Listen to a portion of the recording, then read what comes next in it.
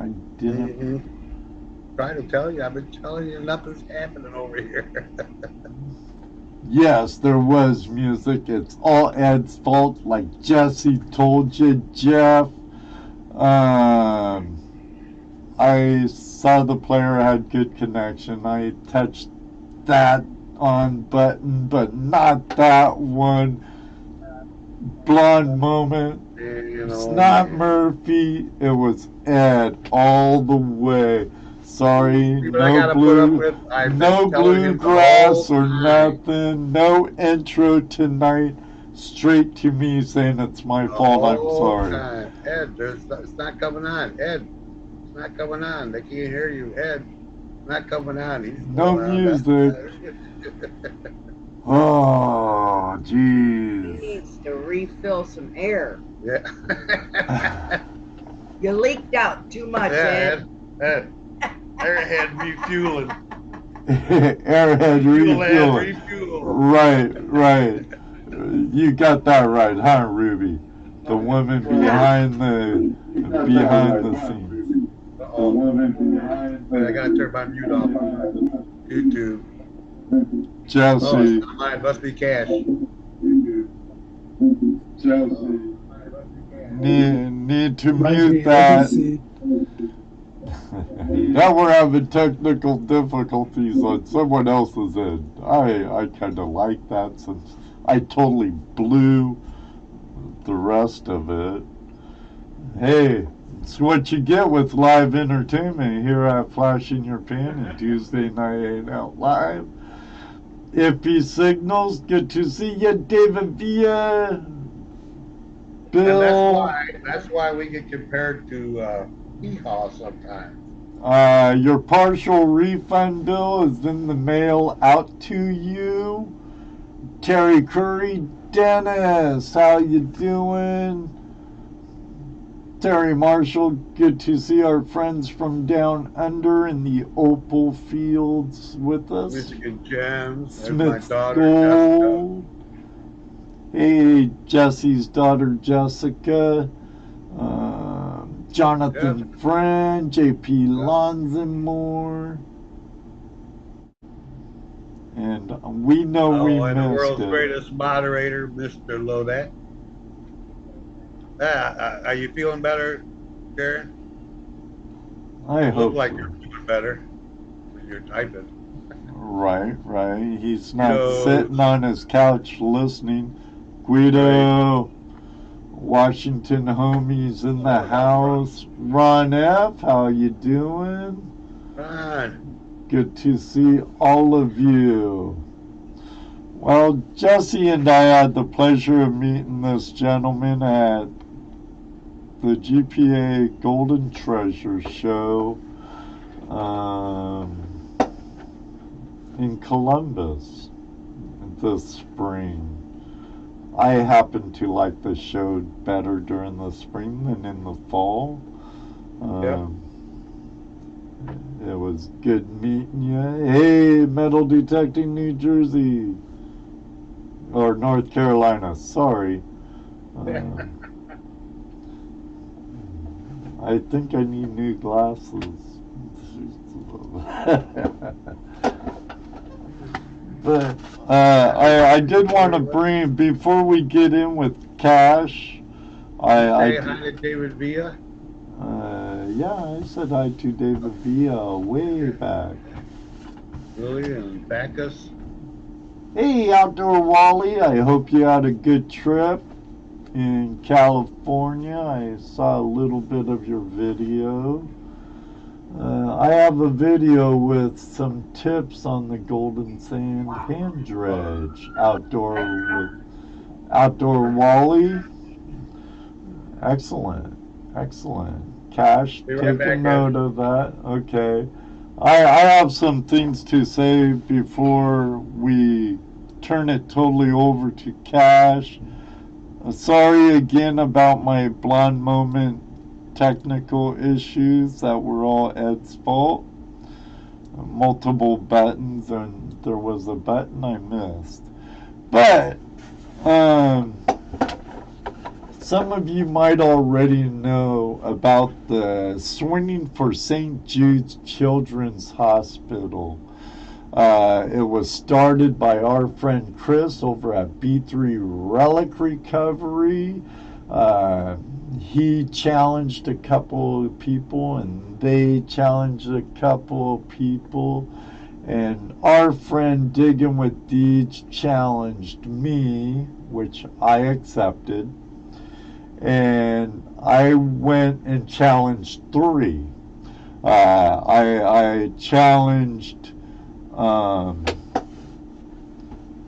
friend JP's Lawns and More, my friend Jeremy from Exploring with Nug, and our friends over at Hippie Explorer, Wes and Thomas, to do the same thing as I.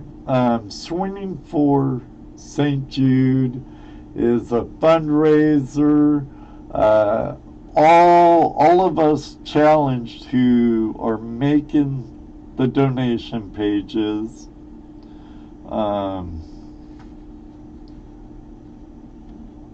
my goal is 500. Others are bigger, smaller, whatever, but they all get counted in on B3 Relics Recovery's main goal of $10,000 by the end of the year. And I hope we double it, quadruple it, because as you know, St. Jude Children, or may know, St. Jude's Children's Research Hospital treats children with cancer, and their families, it's like pro bono. Their family never gets a bill. Their lodging is set up for them. Everything is taken care of, but it's done through the generous donations of people around the world or around the country that makes it possible for St. Jude's Children's Research Hospital to do such things. We all, I don't care who you are in our country and around the world, have somebody that you know, care about, love in your family that hasn't had cancer. I believe it's something that everybody in every family could relate to. Actually, our friend from down under, Andrew Smith from Adventure Gold, is in his battle with it right now. Around Facebook, you could also get there's a fundraiser for him. I encourage also, because he ain't a kid, and I don't think St. Jude's gonna pick up his tab. But just think about it. Every little bit helps, from $5 or whatever. It all helps. I don't care. I know times are hard, but I think it's harder for the patients and for those families with those children suffering from cancer. And I don't know, is my hair 11 inches yet? Because I want to cut it and send it off. Don't use Locks for Love. They charge for their hair. Send your hair to Wigs for Kids. They don't charge a penny. And they also do wigs for children with cancer and people with cancer. So enough on that public service announcement. I see Jesse ain't back yet. So I'm gonna pet up Cash. And Cash, how are you doing, sir? You're muted for some reason. But it ain't saying you're muted.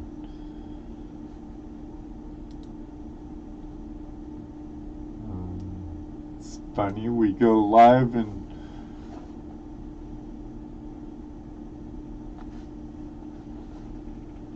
it's not on my end. You might have inadvertently changed your speaker or your microphone in settings. Huh. Technology, people. I think the Chinese or the Russians are doing it. Because just a few minutes ago he had sound and I could hear him fine, and now I can't. Huh.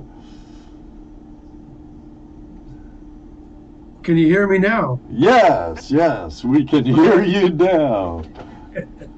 I am no computer wizard. Oh man, I'm an old dog trying to learn new tricks when it comes to this technology stuff. So, You know, most of my life I've been able to get computers to do what I want when it comes to numbers and letters and things. But for some reason, the sound in and sound out has always been a difficult one for me. well, can't be masters of all, right? That is correct. We're lucky to be masters of one. Right. Well, thanks for having me on today. I appreciate that. It's a pleasure. Sorry, I apologize for that one time when I had you double booked and I had to bump one of you, so it ended up being you because I asked you after I asked that guest. But I appreciate you coming back on such short notice. I'm glad you had the free time. Well, it's my pleasure. When I was originally scheduled to be on your show, we were involved in the GPAA Gold Show circuit. Right. Golden Sand is located in Oklahoma City, about 10 miles east of Oklahoma City. And we don't have much gold here. The northern half of the state is mostly Indian reservation, and they protect their mineral rights fairly carefully. So you need to prospect down in the south. And we've got some rivers that come through Colorado and have some really, really fine gold. Right. You hear about minus 100 stuff. We find gold when we go out to some of the local areas with our club, but the focus that we have on when we do these outings in Oklahoma is using the equipment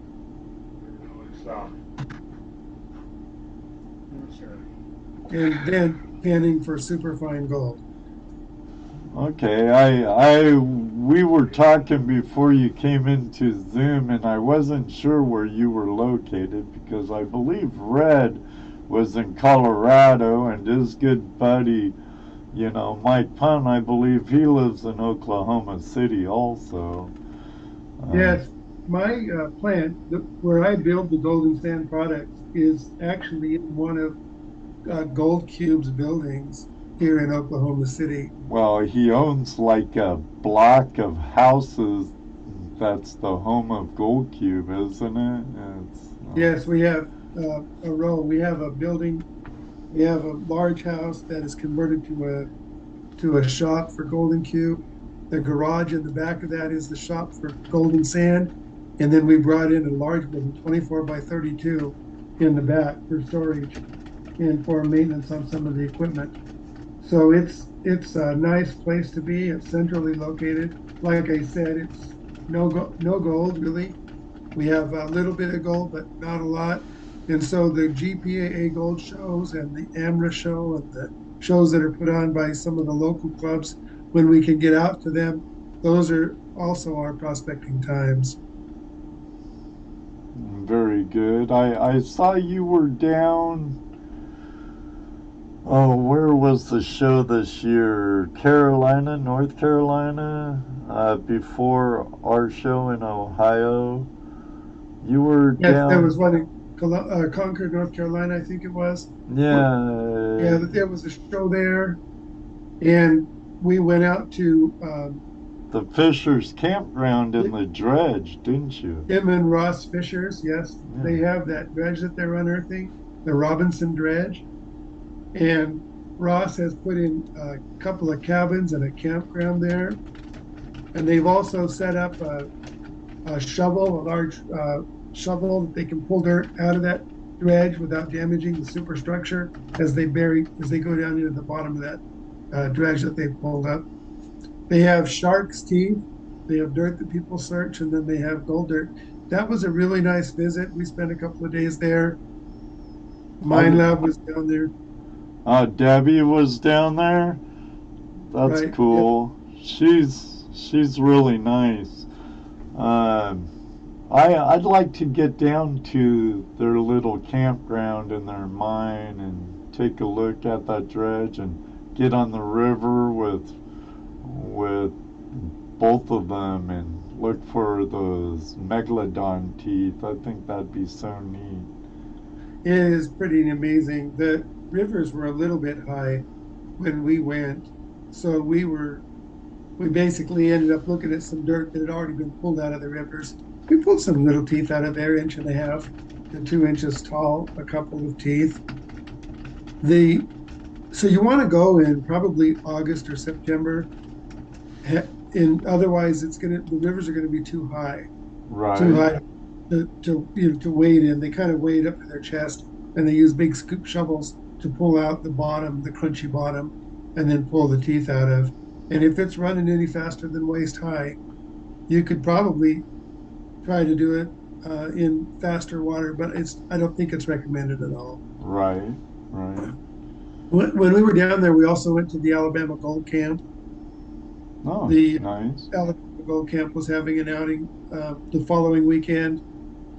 The Mississippi metal detecting and prospecting shop, his name was Perry Cutshall. Perry sponsored that activity, and there was a lot of metal detecting competition and search and hunts and stuff going on down there. That was a lot of fun. We were able to play in the river there. We were able to metal detect. We were able to get out with the golden sand.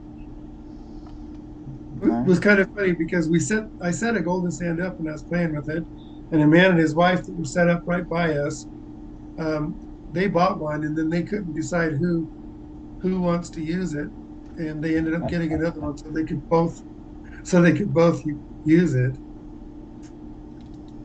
That was entertaining. No, I bet. Get them fighting over it, huh? They were both wanting to use it. The gold there, that camp is a dredge in it appeared to me to be a dredge camp and a metal detecting camp. And so the gold that they get from the bank when they're high banking and stuff, they have an option between getting the pay dirt brought over to them for a fee or going into the free prospecting area. Fine gold, not a lot of it. You really can't get to the channel there, but it was a good experience to watch them do that and to see them pull gold out of the river. I played with gold when I was a youngster. I grew up in Mineral County, Montana. Nice. Superior, the name of the nearest town, Superior, and it was known for gold. There was a creek up there called Cedar Creek that was a gold rush creek at one point. When I was in high school, some of the folks that we knew had mines and had to go up and do maintenance work on the mines. So I went up with a few of my friends, and we would spend a weekend there doing everything from clearing brush to pounding gravel, sluicing, doing the whole 9 yards. We would come home from there at the end of the weekend, and we would have a half of a baby jar full of gold. And we didn't think much of it because gold was like $32 an ounce or something at that point. So we were happy just to camp out and have pizza. That's where it started. When gold started to push 1,000 and 1,200, 1,500, then I realized this is interesting, and I started to get back engaged. Slightly, maybe a year or two before the gold rush programs and stuff came on, I was down panning gold in some public areas Nice. in Oregon. What part of Oregon? I lived in the Portland area, but the part that I went down to was in Sweet Home, just east of Lebanon. Oh, okay. Cornfield, Yeah. Puerto- The home of White's metal detectors, Sweet That's where Home, White Oregon. was. Sweet Home, yes. And then you have Yellow Bottom, I believe, the recreation, the quartzite recreation just upriver. Yes, between milepost 19 and milepost 25 on the Quartzville River Yeah. is public banning. The Miners Meadow area, the camping about a mile south of the bridge. There's a bridge where Canal Creek converges. Anything downriver from there for about the next 8 miles is public banning. Anything above there is claimed up. Yeah, I've been there before, and I took my kids to the White's factory. That was all on a trip coming back from the LDMA camp on the Scott River. Shoot, that was over 30 years ago. It hasn't changed a lot. Sweet Home is a slow-moving town. Yeah, I raised my children in Skagit Valley, Washington, in a small hamlet called Lyman, up the Skagit River from Cedar-Woolley, Washington. So that's east of Seattle. North, about an hour and a half north of Seattle. Okay. Right below, could catch the ferry from my valley over to Pioneer Polly's Island, Vancouver Island. If you want to go to the North Cascade National Park from the west, you would have to go right through Skagit Valley on Highway 20, and you'd go. Oh, that's right. You're going up Probably towards you were going to mention his name tonight because he's in here. Pioneer Polly. Yeah, he was. But what were you saying? I used to have relatives up in Oak Harbor, and so we'd drive right up through there and then turn left off the highway, go through the Skagit Valley, past the Indians Casino there, keep going up to what they call Deception Pass, Right. and then over onto Whidbey Island. Yeah, I used to live, when I first moved up to Washington, I lived on Fildago Island in Anacortes, which... Yeah, that's beautiful territory up there. Oh, yeah. Oh, yeah. I love it. I miss it, but it's a lot drier where I am now. You know, being in Ohio, it's a lot drier than Skagit Valley, that's for sure. You're wondering what happened out here a minute ago What? with all the cop cars. Oh, what happened?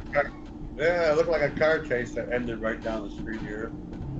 Had a couple of people, 6 cop cars, a fire truck, a couple people in cuffs. And I don't know what it was about.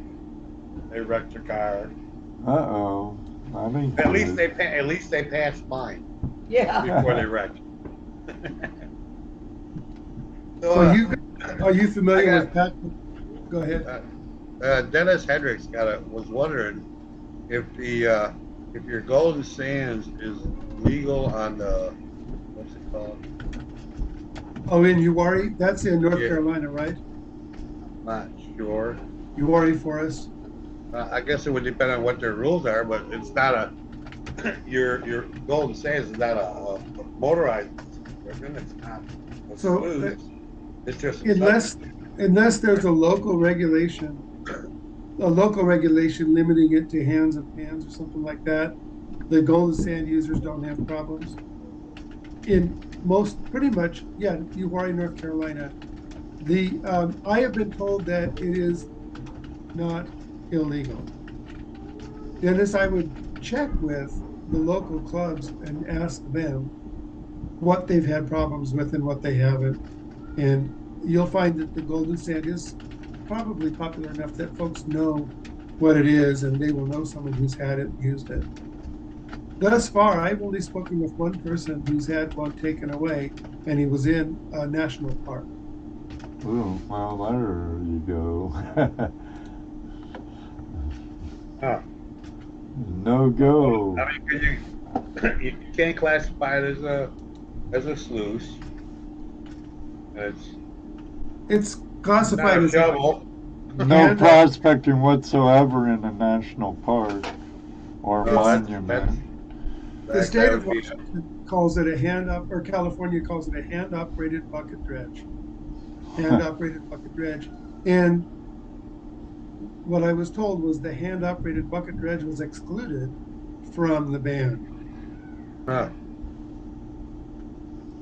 And I have not spoken with anyone in California that's had one taken away. I haven't spoken with anyone in Oregon or Washington that's had one taken away from them. So I think they're looking for motorized. We did have a ranger one time tell us in Oregon that it's mechanized. And we asked them to show us the regulation, and the regulation doesn't say mechanized. It says automated or motorized. Was it a shovel mechanized? Hey, I think an arm is mechanized. It's a lever, Yeah. right? Exactly. So hands have. They let up and continue to let us use the product. So I was talking a little bit about the Quartzville River. When I like go prospecting, I want to go at dark and get there when the dawn is finally breaking. And I want to dig and I want to take gold and I want to stop and have something ice cold to drink at 12. And then by 2 or 3, I want to be back in the car. I'd rather not be tired and one of my knees not working. And I got there and didn't start working until 11. And so I'm out there at dark and I'm trying to go up a steep hill at dark. So I'm a morning person. And one morning when I was in Quartzville, I was working. Some people had dug into a shelf or a bench, and you could see the path where they walked from the bench to where they had their sluice box. And I gathered the material into the path because it got packed in. And in the first pan, I had 2 pickers, nice pickers. And you don't find a lot of pickers in that Quartzville River unless you're doing a whole lot of digging. Well, I figured now if they dug, they dropped 2 pickers, then when people are digging, they're dropping pickers. It probably is true that when people dig, the gold drops. And then when they're digging underwater, the gold is continuing to drop as the front edge of the blunt. Right. Right. So the next thing that I did is I started playing around with suckers. I started playing around with PVC pipes and suckers. And I had one that was 2.5 or 3 inches around, like 6.5 feet long, and had a nozzle that was 18 inches long, so I could get to the bottom of waterfalls and pools of water, and with limited success. But I found that I was able to pull good material out. The bottom of a waterfall, if you've ever prospected the bottom of a waterfall, the gold that's in there is pretty fine because it just gets beat to death. The flakes and stuff will fall in and they'll either come back to the edges or they just get beat to death turning. Right. That's what I learned. So fast forward 10 years later, I've been in and out of everywhere I could in Oregon and Washington. The company I was with had a huge layoff about 6 months after my wife's parents needed to be taken care of in Oklahoma. And she grew up here and didn't want to go back to Oregon because she doesn't like the clouds. Of all the things, the trees, the mountains, the water, didn't matter. Didn't like the clouds and the rain. So off I came to Oklahoma, and I had met Mike a few times and started to use his gold cube. And he said, "Look me up when you get here." And I looked it up on Google, and it was the same dot, my house, his house.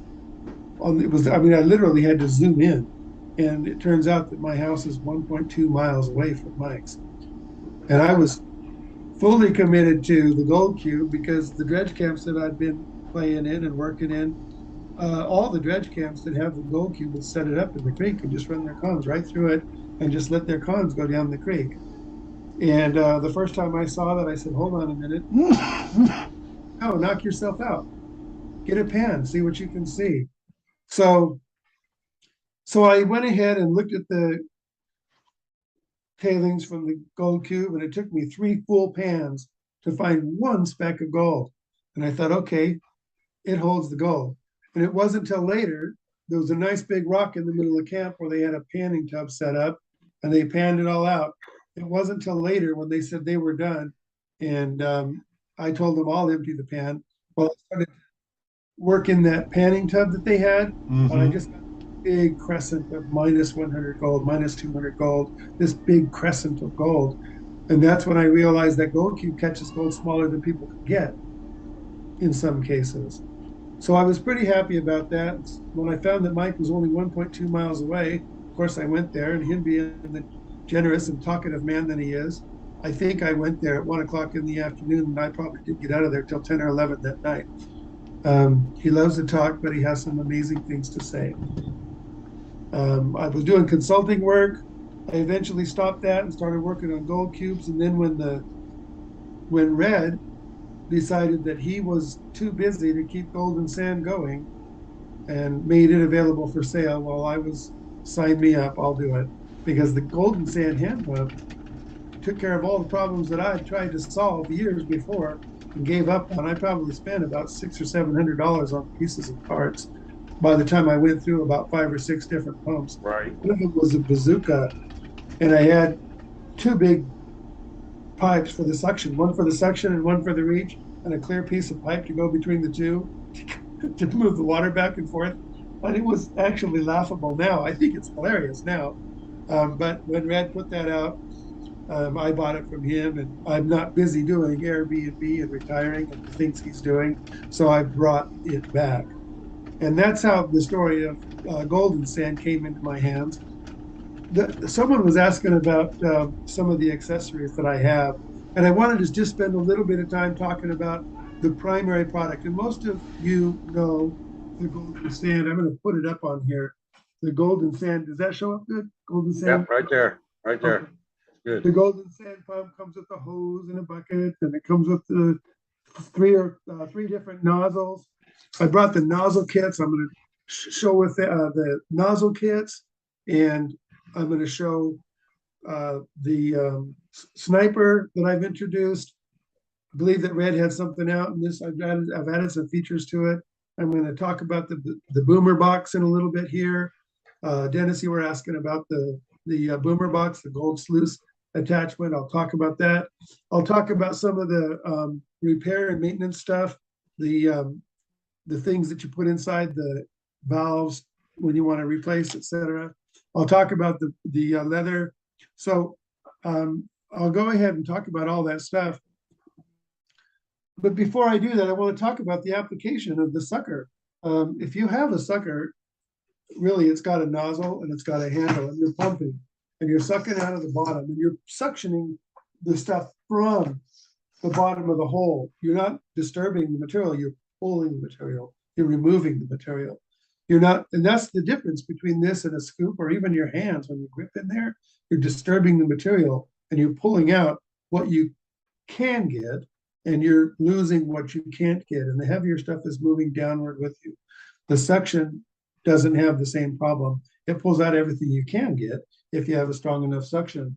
So I learned at the Quartzville corridor that if you can go where other people have been, and you can take the bottom where they finally dug and there's nobody else digging in the hole, you take the bottom. You don't take further in the hole. You take the bottom of the area that they've worked, and that's where you find good pickers and heavy pieces of gold. In the same thing in the water, if you spend time looking at the water and seeing where other people have exposed bedrock cracks and bedrock crevices, and you pull that stuff out, that's going to be a good pan. And sometimes in the first hour and a half of the day, if you're working in some of those areas, you're going to get as much gold as you get the rest of the day working the more conventional means, because someone else has removed the overburden for you. Right. So I found that the suckers did really good at that. This was prior to gold and sand. And so later when I found that Red was getting interested in selling the golden sand, I was all in on that. So those are some of the driving factors that caused me to want to take the golden sand and make it do something, make it more than something that used to be, make it something that's current and new and active. So the golden sand pump is a product of two valves. I don't have the top one in there, but I can put it in. There's a valve that screws in there. So you're sucking material in this valve and you're pushing it out through here. These are one-way valves. When you're using the golden sand, the valves also have diaphragms in them, and those diaphragms are hinged diaphragms. I'm putting one of the valves on now. It just takes me that long. So these are hinged diaphragms, one here and one here. And so you want the white mark on the valve. There's a white mark on each valve, and you want these white marks and the label on the golden sand to be upward so that those flat valves are working with the hinge up. If the hinge is down and they're working upside down, you still can get suction and you can still get material retained. It's just not as efficient because the hinge is down here and gravity is working against you when you're using your product instead of working for you. So that's one of the things about the golden sand.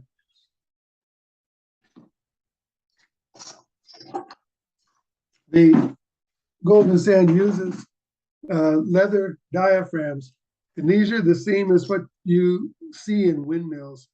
The way they work in windmills is they pump water and the water goes, they're pumping using about a 2-inch diaphragm or 2-inch diameter of hose. And then the water that they're pushing out is a really small hose, so that because they can't get the weight, it'd have to be a real strong pump to push 2 inches, 25 feet up into a tank. So they're using an 1/8 inch that they're pushing the pressure into, and that's what's filling those troughs that you see for the cattle and the livestock. So this is the same as the leather that they use in those pumps. It's flexible. As you can see, as I pinch it, it flares it out a little bit. So if your pump is too loose, get it wet, pinch it, flare it out. See how I've increased the diameter of that? And it's no problem to stick that back in the pump because we've chamfered the top of the pump. You can see it's round and it's chamfered, so that leather doesn't get cut, and the leather will just slide right back in there. Some people say that their pump is too hard. It doesn't, it's too hard to work it. Well, then what you can do is once you get that in there, you can lift it like this and you can rotate around and around, just right there with the leather right there at the top. Rotate around and around, and that loosens that leather up. Once it gets wet, it conforms to the inside diameter of the tube. People who use it frequently and know how to use it wherever the gold can be found in the crevices. People who don't use it frequently and haven't figured out how to use it don't think it works, and I understand that.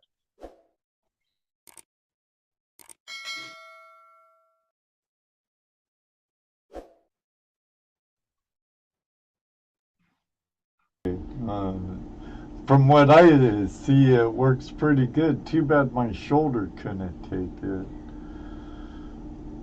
The amount of pressure on that is about 4 inches. It's about 4 pounds, and I can do it with one finger.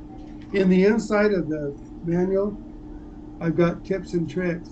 About the fourth one says, try to avoid moving overburden with the pump.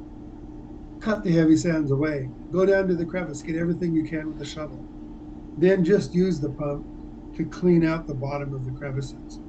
That'll save your shoulder. That one thing will save your shoulder. Oh, my rotary cuff's messed up. The other one is... It hurts too. The other one is to make it a bicep crunch like this, where you're not using your shoulder as much. Right. Anyway, those are some things that you can do to make it a little bit easier. I talked a little bit about the diaphragms. They swing like this in the pump. Mm-hmm. The diaphragm. This has hard plastic on it so that it doesn't, the rocks and stuff flying through there doesn't grit it up, doesn't grind it up. You can replace those four screws, and this was patented by Golden Sand. The four screws come apart, and then the diaphragm on the inside can be replaced, and it can go right back together. So if there's a problem with anything on the valves, I can troubleshoot it over the phone, and I can make sure the right parts get to the people. That's not a one-way valve. One way. Yeah, It's a checked valve. if you can blow through, if you blow through this way, Okay. do that, it will go. So, All right, it closes out a seat. Okay. it closes, it closes right up against the seat. And so that's part of, you can see the back of this. You can see that indentation right there. That sits up against the seat. We assemble each one of these and test each one too. We actually put them together with parts. All these, they come from me. I buy 1,000 at a time, and I put them together. Have got nothing to do? Make some valves. After a while, that'll give you carpal tunnel, won't it? No, because at okay. at Harbor Freight they have these tools. Bauer, cordless. Right. Outdoor Wally says he's had problems with the valves leaking. So if it's the new valve, you can actually replace, because this is also the gasket between the two valve parts. So this serves as that. You can also replace this if it's leaking there.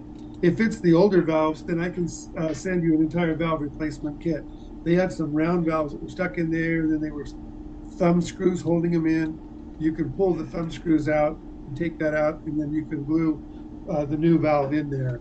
The glue comes in right there, and it just glues right into the bottom of the pump, and then the other one screws in on this handle, or on the other one screws into the Y like that. So we've solved the problem of the leaky valves. We tried to figure out, digging is a sanitary Y is what it's called. But so we've done that to make the pump so that it's more serviceable. We have also found that people do the silicone, do whatever, anything that works. But if you leave that outside or it freezes, it can get fragile. If the dog chews on the leather, we can send replacement leather cups. You can get these for a fairly reasonable price from us as well. It's all on the Golden Sand webpage. We send out replacement leather cups as well.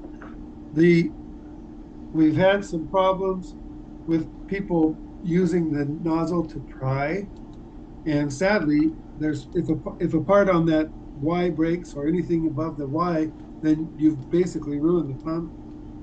If you've got all the rest of the parts and you just need to get that one, talk to me about it. I'll send it to you. I've also seen people that take the nozzle or the pump, if it breaks in here somewhere, they glue it and then they wrap all the way around. They just wrap it with fiberglass and then they glue it, and it's bulky, but it still works.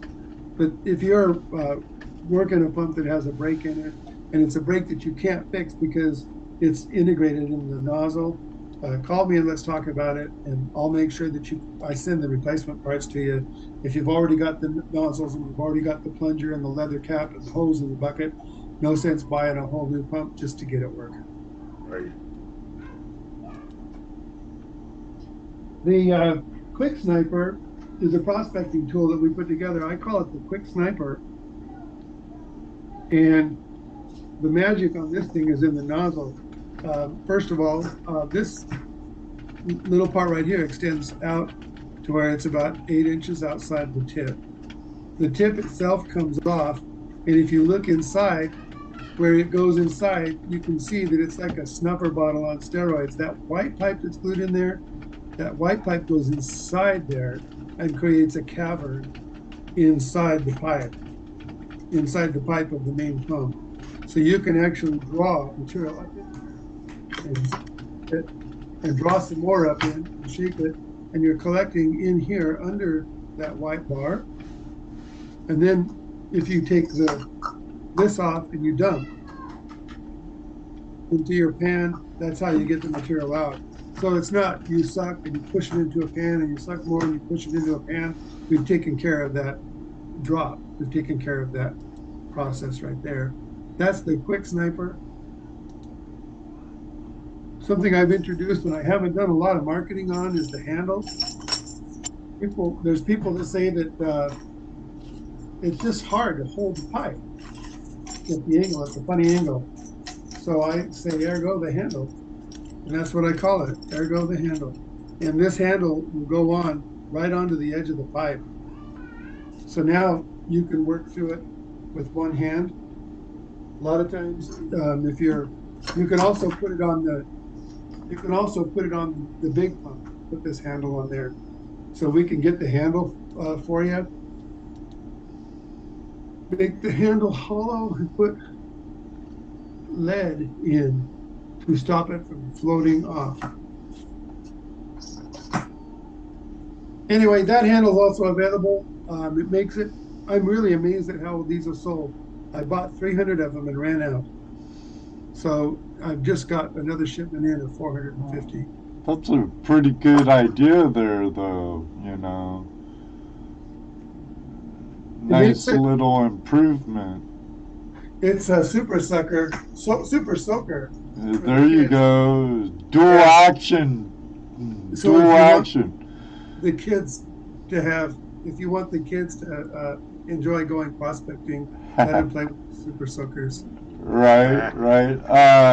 Our friend Ohio Relic Hunter says, I bet he could build one heck of a potato gun. Yeah, I can tell you from purchasing the parts to build these when I was experimenting with them, that stuff, those things were real powerful suckers.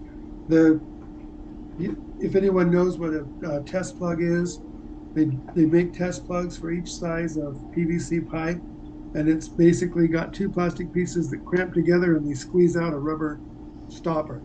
So you crank this test plug in at the bottom of the Y, and you're backed all up, and you don't know where you're backed up. Well, you take that test plug out, whoosh, you can see your backup is below the test plug because it's clear above it, right? That's what the test plug is. But if you take the test plug and then you cut the edge off of it so that it fits inside the pipe, then you can adjust the suction level. It's rubber, not leather, so it doesn't flex to meet the inside chamber size as effectively as the leather does. That's why we choose to use leather. But when you put those things together, potato guns and super suckers, oh my goodness. I got a couple guys that want to get some so they're going to have water fight. Yes, they're $54. If you order two from me at a time, I'll give you a break, $100 and I pay shipping. The link to his website's posted to the top of the live chat. Is that what that sniper costs? Is that the price on that sniper? $59? That sniper is $54, yeah. Without 54? the handle, $54. Cool. Without the handle, how much would the handle? It's $24 for the handle, so it'd be about $78. With my dealers have the super soaker. None of the dealers stock many handles, but I've got dealers in pretty much across the country right now. If you've got a favorite dealer, check with them and see, and if they don't, have them call me, and I'm more than happy to help them. Do you ship overseas? I have dealers in Canada, in Australia, and I also sell on an eBay page. My name on the eBay page is Crevice Master, and the eBay has an international shipping program, so anyone in another country can buy the product from me, and then they contract with eBay for the shipping. I ship it to the eBay center in Kentucky.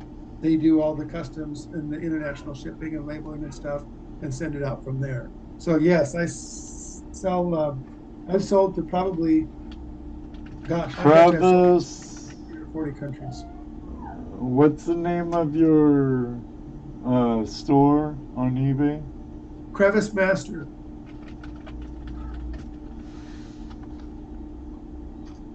In fact, oops, that's spelled wrong. Let me pull that up and then I'll shoot a link to it. Hang on a second. Yeah, you're able to. I made you a I mine. see it's Crevice Master. My computer's saying, verify you're human. I guess that way. And then it sends me pictures that I can't. All right. Let's see, I think Dennis had another question here. I saw him post another.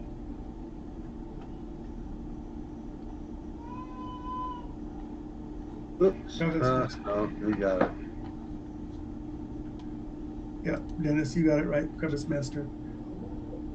So the Crevice Master, Crevice Master has the handle, the quick sniper.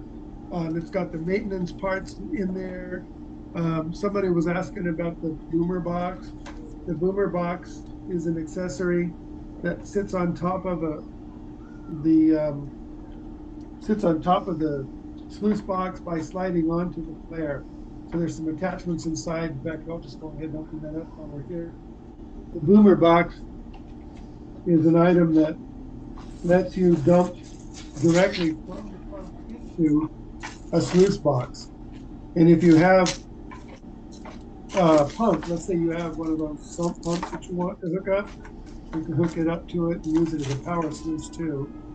So this is the boomer box. There's the attachments here to go into the boomer box so that you can hook your hose up to it. And then there's the connectors and the bolts. So when you have this thing set up right, then it slides on to the flare of the 10-inch or wider sluice. So there's one of these on each side that slides onto the flare, and then you hook your hose up to that hole.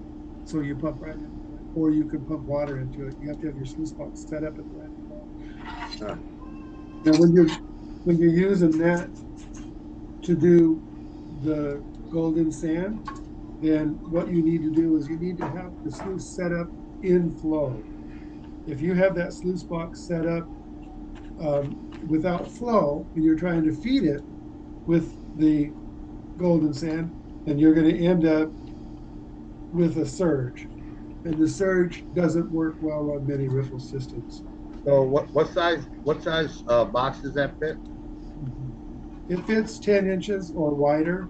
So it'll go, if you any sluice box 10 inches or wider, and you can put it on the flare of a 6 or 8 inch sluice box as long as that flare is 10 inches where you slide it onto the flare. Right. So if it has a 10-inch flare, then that's going to work. And see, that's how that fastens on, so you can see it. And how long is the hose? The hose that comes with the system is 6 feet.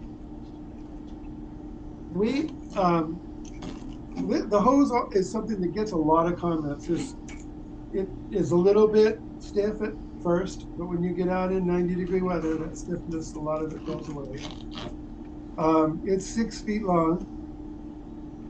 The connections, both are slip connections, so it goes right onto the pump, just slides right onto the pump.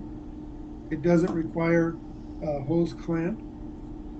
You'll see when I'm demoing these at a show, I usually have a hose clamp on there. And the reason why is if it comes off while I'm demoing, I can spray water. Or if it comes off in the river, you just put it back on. So the stiffness of the hose is one that people have asked about. Dennis, you need to get a 6-foot hose. You can buy a more flexible hose if you want to. They're a sump pump hose, but the sump pumps don't come with that flexible of a hose.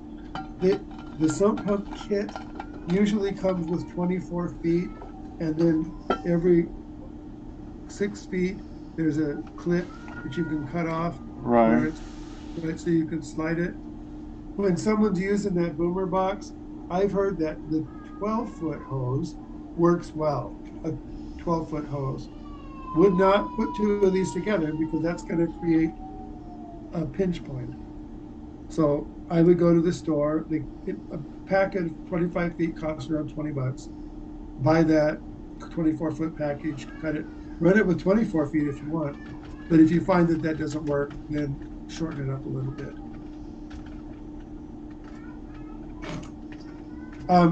The other thing, and Outdoor Wally just mentioned there, the other thing is the corrugated or the spiral pipe is frustrating to some users because they feel like the gold is going to get snagged up in there. I'm telling you, I heard that and I thought, well, actually, that's not bad of an idea because at the end of my day using this, all I have to do now is I just have to empty the hose out into a pan and I'm going to have lots of gold, right? Yep. We've emptied it out over and over and over and over and over and over again and never found gold stuck in the hose because you're putting through so many gallons. And literally, you're putting through probably 10 or 15 gallons just to get this much in the bucket of fine dirt. And you're just always rinsing those out, always rinsing those out. And even though that's designed the way it is, it doesn't really hold the gold. It's gonna migrate down through the hose. Just similar to the culverts, you know, they got the self-cleaning culverts. It's the same thing, only you're not doing it, you're not holding it level, you're shaking it around, right? So, and it's not moving up the hose, it's only moving down the hose. Right. I'm sure that somebody mentioned they found gold in their hose once before. I'm sure that there's gold there. Somebody was asking about how long Golden Sand's been around. This is year 16. 22 is year 16 for Golden Sand. 16. 16 years. So I want to give away a sniper. All right. Give it away. How would we do that? Well, I'm going to give all of you 1 minute to get active in the room. If you want to get in on the gold sniper, gold sniper, or quick sniper, you need to comment in the room. I don't know, ask our guest. Can I win? Can we have a chance at it? Yes. Okay. All right. Ooh. And get Ruby on that sucker. Ooh, I yeah. want to win. Yeah. I can't. I typed in for you. Nightbot's gonna be giving away this first one. Oh, it won't let That winner me. goes to Ruby. It won't let me in on it. Doggone it. I might I'll have. tell you what. I might have to bring up a different. No, I got this handled. I think I can do it within a minute. Anyone who has questions about, they've got one of these and there's something that's not working right, or they want to send me something cool to look at, pictures of them using it. This was from someone at my club right here. On the back of my brochure. Send me an email, cashbest@gmail.com. Enjoy the ride. Yeah. Are you sure it's a K? Ohio Relic Hunter? I always thought it was a C. Who's doing K? Okay. Supercalifragilisticexpialidocious. Hey, John Wolf, how are you? Hello. He's not sure. And I beat the 1 minute mark. Oh, I got it. Let's see if Thomas. let me see if it let me in. He's been a loser this year. Yeah, Lucky Ducky Thomas, folks. How you doing? I hope you had a good time in Alaska. Hope you. Obviously, it was a safe trip. Pioneer Polly, if you're still here, He just got back from Nome. We had the You know, world famous Polly in the room for a minute. I saw him hanging out with can't remember her name. Emily Rydell. Yeah. and My son, Emily- I have a son that works in Nome. He's been on Emily's boat. They've got this huge boat up there now that they put together with shipping containers, and it's got a gantry, and they swing the dredge. It's got like a 20-inch dredge. There's not an operator below. The operators work on the gantry. Oh, nice. Much deeper. Hey, than my Bigfoot prospectors. So when I go to Nome, I've only been once. Oh, it's a great time to see my son. Doesn't happen I often. bet. I bet, like, my kids live far away from me too, and it's always nice to be able to visit. Two are back in Washington, and one's in Massachusetts. Wayne said he just got some pay dirt from Emily. I didn't know she was selling pay dirt. I guess that's a good way to I think this year I saw her selling pay dirt. Yeah, she has a website now, Hmm. where she sells pay dirt and stuff. Well, how was it, Wayne? Have you painted it out yet? I've got a friend every time I go to a show. You know, Dave Varabayev, the Gold Bay guy, sponsors the giveaways at those GKA shows. Yeah. I've got a friend who asked me to buy a bag of dirt for him every single time I go to a show. So I bring him home. And he's always excited, says, when are you going again? When are you going again?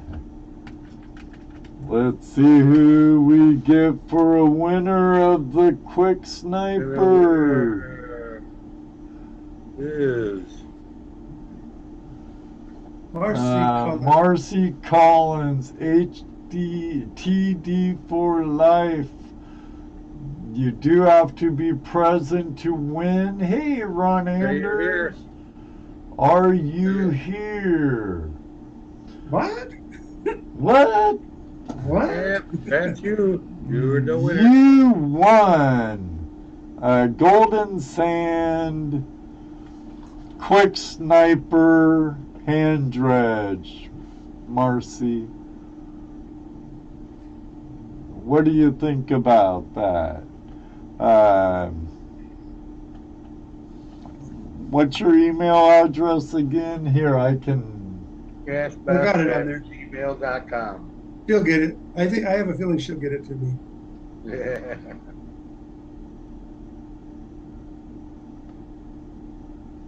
You know, we were talking earlier about Washington State. Yeah. I went out to Washington State to buy my gold cube back in the day when I was originally trying to figure out where to get the gold cube.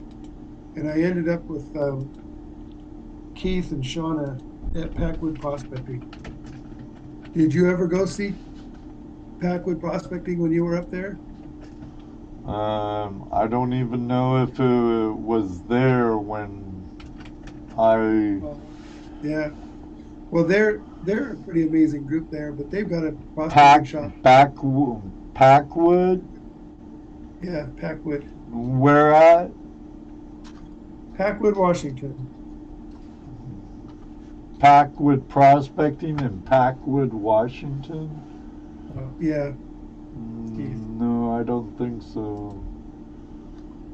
Anyway, shout out to those guys. They've got a lot of stuff in stock in their shop. They got a lot of stuff for sniping and dredging, and a lot of stuff for just prospecting.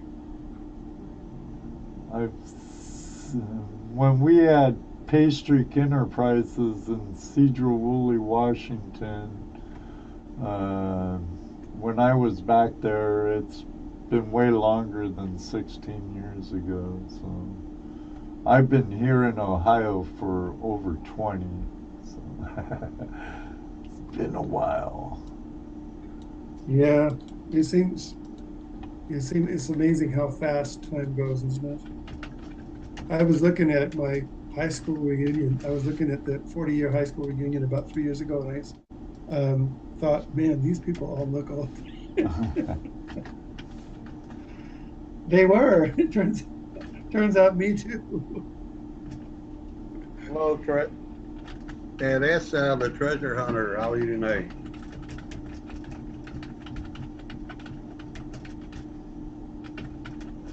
So, do you do any other type of treasure hunting besides just, gold prospecting? Well, I'm in partnership with Mike on metal detecting sales. Yeah. We're mine lab dealers. And one of the things we do is we go out with our metal detectors. We go out when there's no water. Both the gold cube and the golden sand products are much less useful.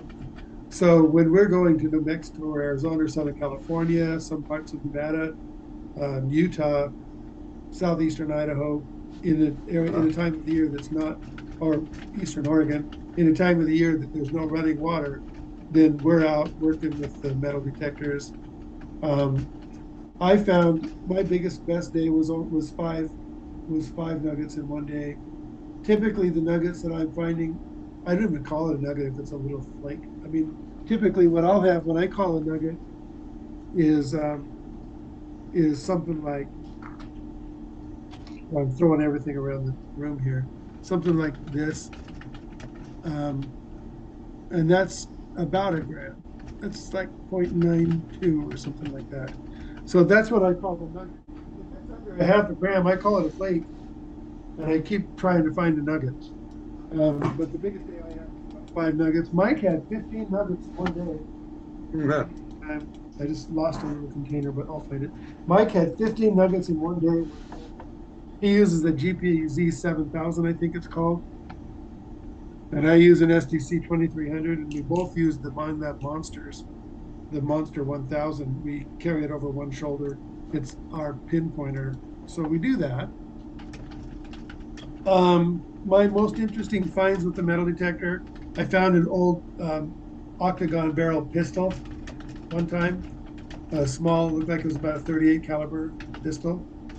And I found a horseshoe on the Maddie claim, which is Wyatt Earp's claim in Nome.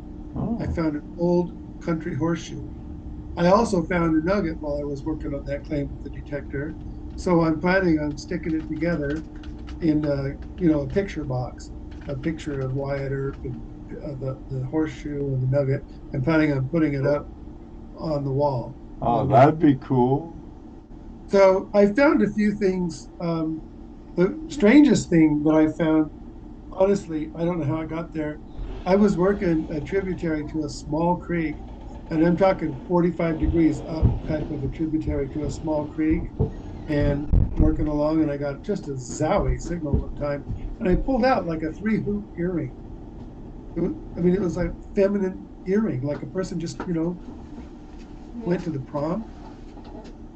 And I pulled an earring out of a creek in the middle of where there should not have been a creek, an earring. It's amazing what you pull out of the water, huh? Yes. But this was a tributary that this didn't even have channel. I mean, this was a tributary like this. And it was like murder getting up that hill. And I thought for sure I found a good piece of gold. It was gold, 14 karat gold. I found rings. The biggest ring I found was 1 full ounce of gold, and it had a large opal, almost the size of a penny on it. Just a big, like you kiss my ring kind of a ring. My wife sold that for its gold content and had the opal thrown away because she thinks opals are bad luck. Huh. Thinks opals are bad luck? Yeah. So I was fine. We needed the money at the time. Wow. It was too big for me. A ring is too big that your fingers hurt on both sides of it. It's just too big. I didn't know what else to do with it. I said, "Yep, go ahead and sell it." Now, I'm introducing a couple of new products this next year at the shows. Okay. I'm not even going to give a big preview on it. I'm just going to tell you it's related to crevices, and it's related to pulling the material out of the crevices. Mike and I were out in at Slate Creek. I talked a little bit about that earlier. We were Right. up Slate Creek, and it was 105 degrees, and we had a problem with the car, and so we weren't be able to get out until we did some work on the car. And we spent one day working in the creek, and the next day I was about deceased because of the heat stroke. Mike went out with his detector and didn't find any gold.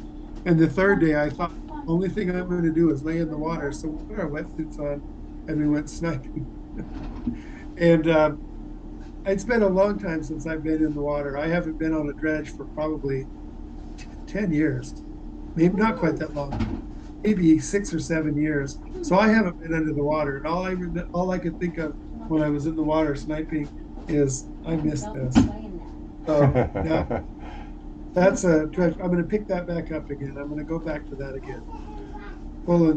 Just pulling them out by hand, looking in the rocks, seeing the little pieces of gold in the crevice. In fact, sometimes there's gold you can't even get out of the crevice. It just is lodged. You can't get it. You can see it, but you can't get it. Yeah, that has to be nerve-wracking. Fortunately, when I used to snipe back west, it never happened to me. But well, it's very frustrating.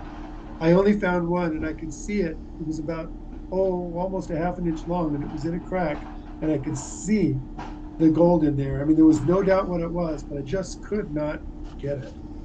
So I'm trying to figure out what I can do to put together some tools that are easy to use, won't get lost in the bottom of the creek, etc. So how do you hold them? How do you use them, etc. I'm putting together a product line that's going to solve some of those problems. So you'll see that at the gold shows next year. Kind of like crevice tools and sucker tools. Yeah, small. To solve the problem, but also not get lost, right? Because you have that stuff, right? But when you're laying in the bottom of the river, you'd have to get up and walk over to get it and come back. And those of you, if you've ever done sniping or dredging, you don't just stand up and walk. I mean, you have to reacclimate yourself. Have to reacclimate. How to stand up again. Then that picture of the thing that Red had of the evolution of gold prospecting. I mean, you go through this evolution. The first time I ever dredged, I remember I got up, I came into the shallow water, I stood up, and I fell over backwards so bad. All I could do was laugh. I haven't fallen since because it hurt. But anyway, that is an experience. If you haven't dredged, you gotta dredge. And if you do dredge, be careful standing up after 2.5 hours. Oh, I love dredging. Yeah, that made me laugh. I've never laughed before. I split my head open at the same time. Okay, so I want to talk about anything that your audience. I see that the chat is nice and moving. Let's talk about anything that the audience wants to talk about. Okay. Shoot your questions, everybody. Make sure you tag Jesse or I so we can see it. Or Cash Best. And English Gold Prospectors got a comment here. Says Scotland is amazing. They are trying to ban gold panning in the UK. Wow. They banned it in Wales, part of Scotland. They have banned it too. They're slowly shutting it down. For what reason? Because they keep can't the wealth. We have to be careful. It's political. The bottom line is that we hide our gold and we don't pay income tax on it like other people do on their farming. And there's, I think the bottom line is the government's not making any money on it. Yeah. And so they're going after it a bunch of different ways until they do. Like, remember when pot was illegal? True. Same thing. Now they've got it regulated and taxed, and they're making good money on it. Right. So all of a sudden, people in most states can actually buy and use pot. So I think, in my humble opinion, it's not political; it's economics. No, it's definitely good. It's definitely about economics. Because they want Economics and control. look, they're trying to keep all their old wealth, and we're not gonna get too political, but they're trying to keep their old wealth. They don't want you or I to bring in any real new wealth, which is what we do when we find gold. We're finding new wealth. You The know, thing is, though, that only 1 out of 200,000 men finds enough to make a difference. well, One out of- that's true Yeah. for that one individual. Well, what in the accumulation of all the gold that we find, they need it. You know, yeah, it's not going to make one of us rich, but it's going to make somebody rich. I wonder what gold is going for now. I think it's still under 18. It's 17 something. You know, 1762, 60. Yeah. Rhodium is at 14,000 right now. Yeah, I got it at 1762, down $12 from. Did you see rhodium is at 14,000? Yeah. Flash Japan, pulse induction. Teresa, the pulse induction. I use pulse induction. I use the SDC 2300. My next machine will be the GPZ 6000. The pulse induction machine is better for depth than the discriminating machines. The Equinox 800, a lot of people, it's a good variable frequency machine that a lot of people are using because they can cancel the signals they're not interested in. I can't answer that question, Ed. I don't know if it's pulse induction, the Mind Lab monster. The monster is not. It's a variable frequency machine. It only gives you an indication of ferrous or non-ferrous. Right. But when you're using that machine, it's so sensitive that it gets small pieces. Number one. Number two, if your thing has been undisturbed long enough to where it's built a halo, a lot of times that halo throws a ferrous signal. But if you disturb that halo, it'll zip over to non-ferrous. So dig every target. And what I've learned to do is just to brush with my foot, just to pull my foot on the ground and then scan it again. And a lot of times that'll change right over. The 5-inch coil that comes on the monster really only gets like this deep. In some dirts, it gets deeper. If you have big targets, you're going to get deeper in. So if you scuff off a little bit, you're not going. If you moved it, it'll be where you scuffed to, right? And if you haven't moved it, it'll still be there. But if you've got a 1,000, it'll tell you ferrous or non-ferrous. It doesn't tell you anything else. Right. It just says not gold, gold. Dennis, gold. Dennis is asking, have you thought about using the hand dredge system into a gold cube directly with a classifier? Have not. We've thought about it. Mike and I have not set it up yet. But what we're going to do when we do that is we're going to set it up. We're going to dredge onto the gold banker. We're going to set the gold banker on top of the gold cube, and then it classifies, and we pull the larger pieces off. So the gold banker will go out. So we're going to do that. We haven't done it yet. Well, let me ask you, that's kind of a high lift for that, isn't it? For that hand pump? Now the higher lift is just harder work. You can do it though, especially if you find a elevation change in the creek. If you're working in a hole that you've dug, I would say I wouldn't want to set it up. But if you're working at an elevation change and you're working in the low pressure zone behind those boulders, and you can set the gold cube up a little bit farther down, you can push that material down the pipe easily. So it depends on the head pressure that you're giving the hose. Okay. So the answer is. I'm just thinking about, a 3-layer cube on a stand. You're already looking at it approximately about 3 feet, right? Right. So now you got no matter what, you got to go up that 3 feet. So we've done. If you go to, so this is a switch, but I'll talk about it. The reason it's related is because it's about pushing the water up. If you go to the side of a river that's low, and you go into the bedrock holes and the crevices and stuff, if you see that there's a caked mud line in that hole, that means there's no bottom. I mean, that means there's a bottom. That means that the water couldn't get out of the hole. If the water couldn't get out of the hole, that means any gold that dropped and got caught in that hole is still in that hole. Right. Okay, so what we've learned is to pull all the material out of those. And we took one where we pulled out 2 large pans of material by hand. We got about 5 small specks of gold in those 2 pans. Then we dumped water in the hole from the river, and we placed the bucket above the hole, and we pumped and we cleaned out the hole with the water going back in. So we were using the same water. Right? But this time we were pumping it about 2.5, 3 feet. There was no resistance. It was the same as pumping it anywhere. Because of the fact that I've only got 6 feet of hose up here, I've never tried to really lift it. So we're going to use it on a gold. We're going to use it on a gold cube. We haven't yet, but I don't expect a lot of problems as long as you use the gold banker.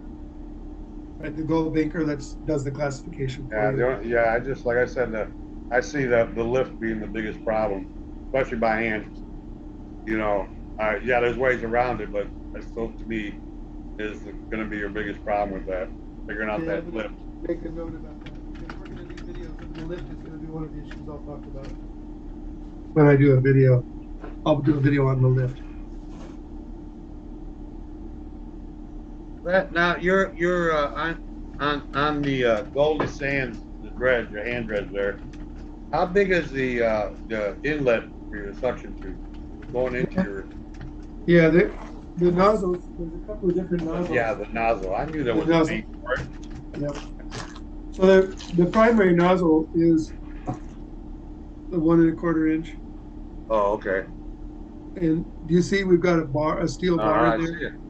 Okay, so essentially what that means is you're going to get material in there about 1/2 inch. So if it blocks up, what we do is we just go with the pump, we just go, we create a click, click, click, and it drops back out. Typically, if this bogs up, you're pushing it too far. You're pushing it too hard. You got to have 3 or 4 parts water to every part sand. Right. But they still clog up. And then this comes right off of the slip, and you can also tap this. If you hit this too hard, it's going to break. It's just possible, right? So that's the standard nozzle, and it's got the iron bar in there just to stop it. We've got a smaller nozzle we call the sniper. The smaller nozzle is 3/4 inch. See, it's got the same base as the regular nozzle. Right. But it's 3/4 inch, and we've even stuck a pin in there. Oh, okay. So you are going to get stuff in there that's 1/4 inch. And you want to go about 3/8. So if you went directly from this into the cube, you'd probably be fine. The cube doesn't have a diffuser though, and that's one of the reasons why I put that banker up there, is so that you could drop the material onto it. There's really no way to insert. We have the other thing we have is we've got a bedrock nozzle, and the bedrock nozzle has a little grill in it. So if you see anybody who's gone into the Molalla River in Oregon, there's these big runs of flat bedrock. There's about 4 to 6 inches, maybe 8 of water that runs on it during the summer.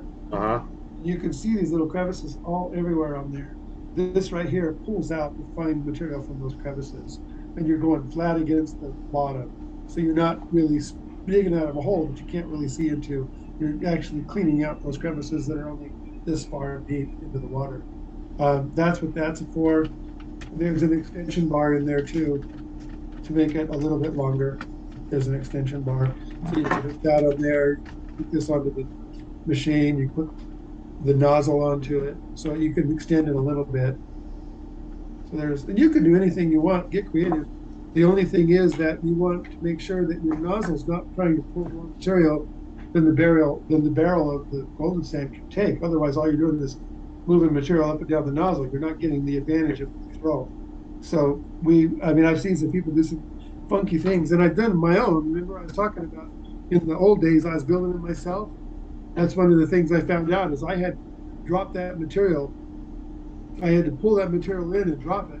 So the length of the nozzle affected the length of the pull. So I had to have a longer pull if I was using a longer nozzle. The ratio of 2 inches to 1 1/4 is about 3 to 1, the actual, how much material that can be. So the nozzle kit comes with the golden sand.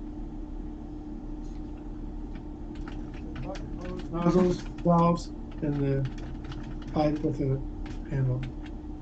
See what other questions? They're talking about gold metal detecting. Yeah, I'm talking about the monster. I'm surprised GoPro Unlimited hasn't asked if we had any gold porn yet. Hey, I got crystal porn. He has his gold in his safe hidden somewhere. Ooh, that's a nice cluster. Where'd that come from, Cash? This came from Arkansas Oh, nice. Ridge. Hey, that's where we got about ours. 3 inches across. That's where you went to, Crystal Ridge? It's a free Forest Service digging place. I haven't taken the color out yet. I just cleaned it as well as I could. Nice. Finding crystals be cool. I want to hit some crystal places down there when I go to the Crater of Diamonds. This was on the side of a road. Oh, nice. It didn't look like this though. It just looked like a big red clump. But I could see one facet looking out of it. I picked it up. It weighs about 10 pounds, and I was pretty happy with the outcome of that. Hey, Whoopi. Whoopi's in the house. Yeah, you must be out of the woods, away from the cabin. But I didn't bring any gold porn because it's, you know where? Because it's at the shop, locked down right now. I remember where it is. I was thinking about where my gold is. Let's see. What do you use to clean them up? I use the one of the things that I have is a water gun. It's called a fabric jet, and the fabric jet sprays hard, really fine point hard, like almost cutting. The fabric jet is one of the things I use to clean that up. I use little brass scrapers, brushes, little black, machinist cleaning brushes. Soak it in water, just leave it in water and leave it, because the water will make that, it's clay is what it is. And clay is very pervasive. Clay goes into small, little tiny cracks, but it can't get where the water can't get. So you just keep that water in there and you move it and you keep moving it, wire brush. David, no, I don't. I don't have any smooth line hose. So I give away most of my crystals. I have a wall. I have a wall up here that has a few specimens on it, but my specimens, my cabinet fell with all my specimens on it. Ooh. So I'm really lucky because the cabinet didn't break and neither did the desk. I've got glass tops on my desk. So they're all in a box right now, except for the couple that I just showed you. I pick up crystals that I don't even know what they are. Like, look at this one right here. This one is two kinds of crystals. Ooh. Big black one, little. I don't even know what it is. But what I That's decided pretty. is I need to stop picking up specimens from other people because I can't even show my own. This one here has little green crystals inside of it. That's cool. And this one came from Lake George, Colorado. Lake George? I think it's Nice. called Lake George. And so I stopped collecting specimens other people unless it's like unbelievably cool or someone gives it to me. I can't house them. I can't show them. Snuffer bottle in the shape of a pistol. You got it. This is a key snuffer right here. I'm going to take this underwater. Usually when I go underwater, I've got this little thing that looks like a medical device. It's got a big blue bulb on it and a little metal on it. And Right. Yeah. Like a turkey baster. yes, but the problem with that now is that it doesn't catch. Remember how I showed the end of this has that snout like it does in a snuffer bottle? Right. So I could work this in the creek all day long. And guess what else I can do? I can puff it. So as I'm puffing the water, I'm blowing the stuff out of the channel. So this is a great sniper tool. Ergo the handle. No, ergo the name. Quick Sniper. This is a great sniping tool. What's illegal, Terry? That's illegal. Guess it What, an depends. anti-pump? That's all that is an anti-pump. I guess it depends where you are. Oh, maybe shooting people. You could get kicked out of school for that. English Gold Prospectors looks like a douche.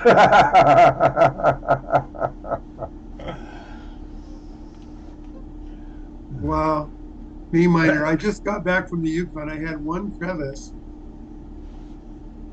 It says here, and I pulled a half an ouncer, but I couldn't find another one out. Yeah, well, all you have to do, Terry, is just take the handle off. It's my AR-57.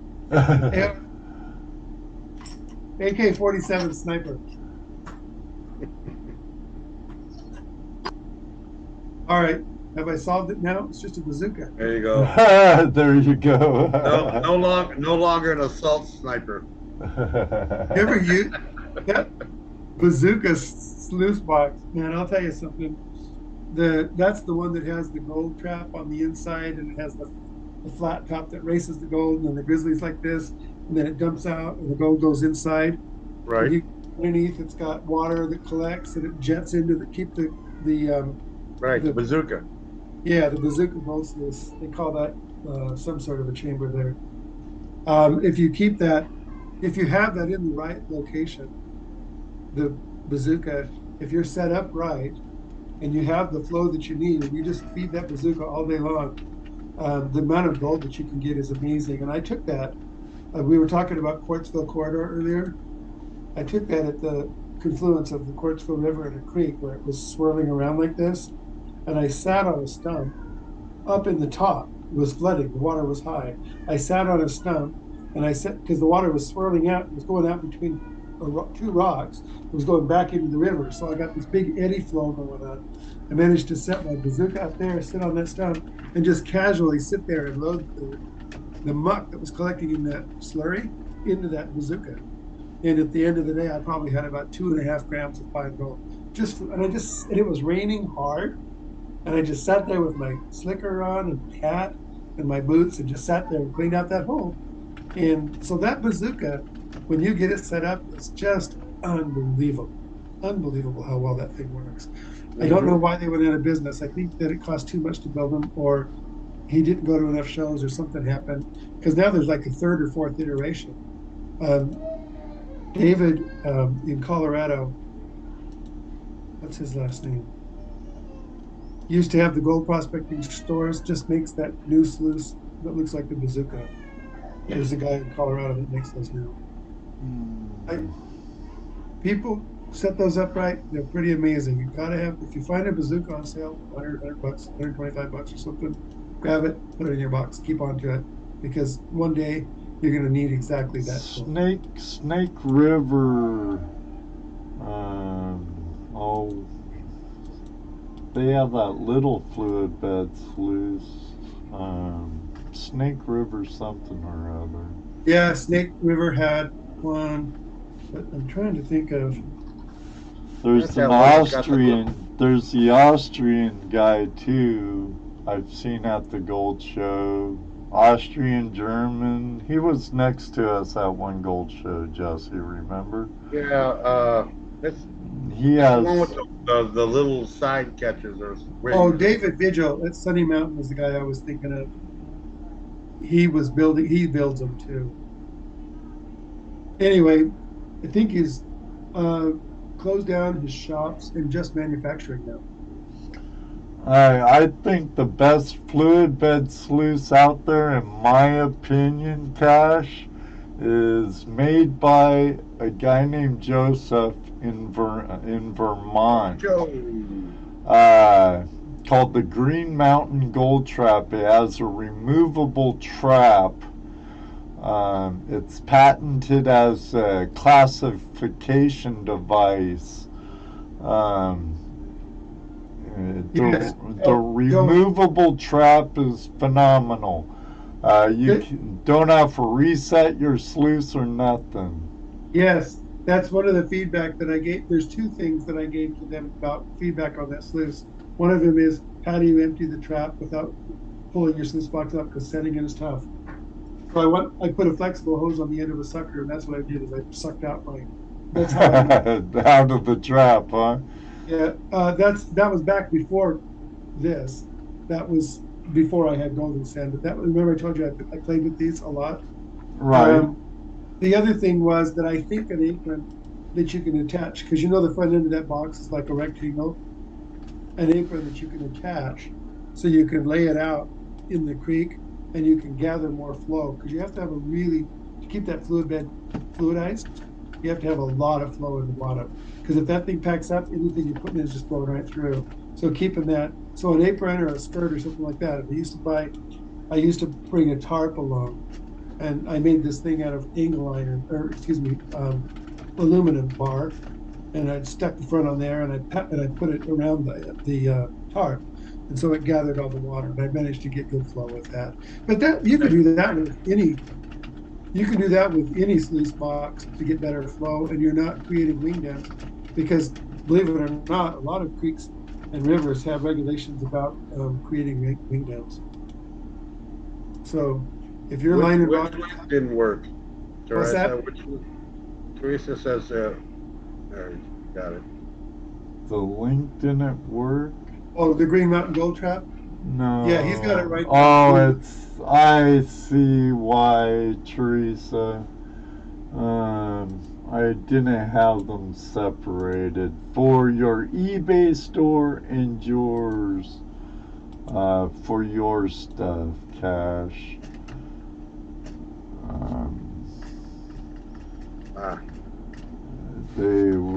I thought I separated them. Busy fingers and stuff back here. So let's try this time. So that's that's the one thing about most of us prospectors and miners and stuff. We'll buy a piece of equipment, and the first thing we do is fiddle with it, tweak it, make it yours. Every set of conditions varies somewhat from the previous one or the one after it.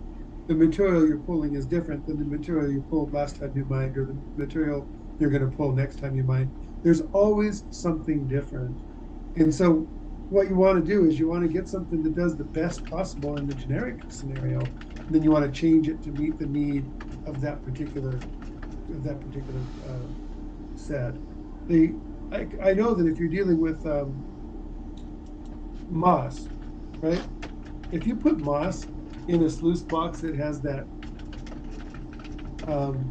vortex matting in it, like what Mike uses in the Gold Cube, the moss just hangs on that. It looks like the creature from the Blue Lagoon. But if you're putting black sand and dirt in there that doesn't have that organic material, then that stays clear and cleans up really well. So each set of conditions that you have and the size and shape of the gold is going to change the type of equipment you want to use. Oh, absolutely. Absolutely. If you're running nothing but beach sands, and you definitely want something that's going to be able to process that small, fine stuff. You're running a bunch of rocks and river bottom, you want something that's going to process that, regardless of what it is. Exactly. If you're in an area where you don't have a lot of material, then you don't want to press 3 tons an hour through your process. You're No, good. you got if you're got an area like when we were in California, all our prospecting was metal detecting. Even though we were on the river, most of our hunting was with the metal detector. Then we would plan or run a small sluice. But yeah, it just depends on where you're. Like here in Ohio, your best bet is get in the water and start shoveling. You know, because we have such small gold that where it's at, it's in the creek. So you got to get in the creek and start running your high bank or your dredge or your Yeah. river sluice. Um, so yeah, See, let's see. The question. Oh, somebody just mentioned we want to give away a golden sand handbook, and it's what 15 more minutes. I said we have one last giveaway tonight for the Golden Sand Hand Dredge. That's Right. That's the full meal deal. so the whole kit and caboodle. Caboodle. Um, I bought the golden sand from Red just over a year ago. Steve Wilcox. Yeah. GoPro Unlimited was asking if you were Steve, and I was explaining to him you're the new owner. So. Yep. Steve is up in Como. Red's Retreat is the name of the business that he's doing, Airbnbs, Red's Retreat. Oh, cool. And he's got some really nice places up there. If y'all want to get up into Como, is really close to all the gold areas there in Colorado. If you I'd have a B&B, buy some gold claims or good prospecting areas. That'd be awesome. Yeah, he's got a couple of them, at least two that I know of, and I think he was going to add. So Red's Retreat, we find the URL on Red's Retreat. I won a gold sands from Red You a did? long time ago when I was when he was on Gold Prospectors Space.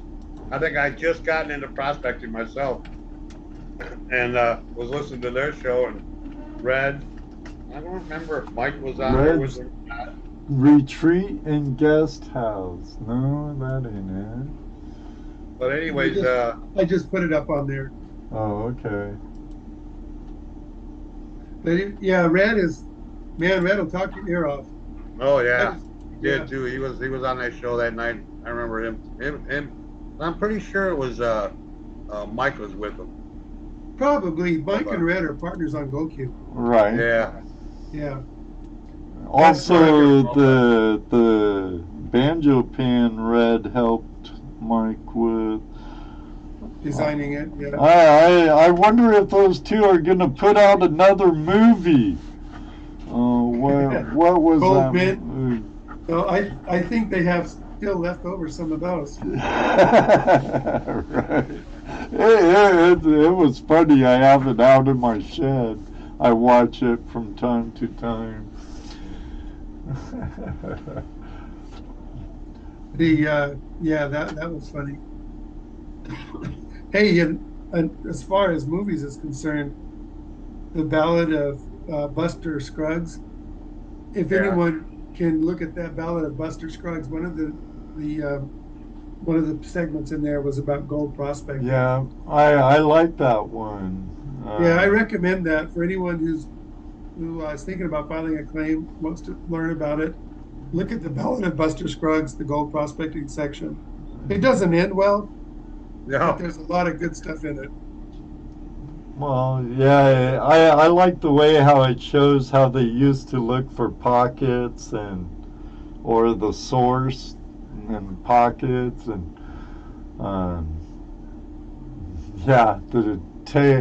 plus the beware of claim jumpers and the whole movie though is a good movie from start to finish, but I really do like the gold prospector part. And then David V wants to know if you can use a longer hose. Yes, but you gotta be stronger. Looks like it's harder. It's on Netflix. Just gotta pump it harder. Yep. All right. You ready to do the drawing? Sure. Okay. Yes. You can use a longer hose. The longest I've seen in use is 12 feet. But if you're pushing it downhill, Right. remember we talked about buy the sump hose kit. The sump pump hose kit. That's 24 feet of hose that you can divide it up into 6, 12, 18, or 24. Costs about $25 at a hardware store. Man, that's just. All right, I can everybody. see it okay going downhill. No problem. But up.